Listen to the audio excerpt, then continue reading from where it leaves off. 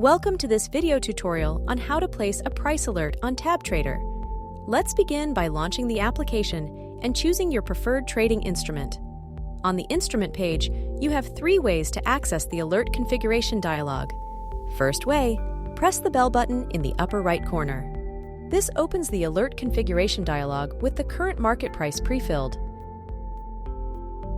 Second way, long press anywhere on the chart, move the crosshair to the desired price level and tap Alert. The alert configuration dialog will open with your selected price. Third way, open the order book and long press on any existing order. This opens the alert configuration dialog with the chosen order's price. Once the alert configuration dialog is open, you can proceed to customize the alert settings as needed. Adjust the price threshold, set the alert's persistence, pick a color for the alert line on the chart, and attach a text note if necessary.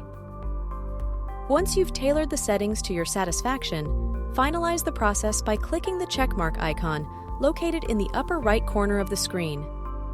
Additionally, if you prefer a quicker way to set alerts without filling out the alert configuration dialog, move the crosshair to your chosen price level and tap Alert without confirmation.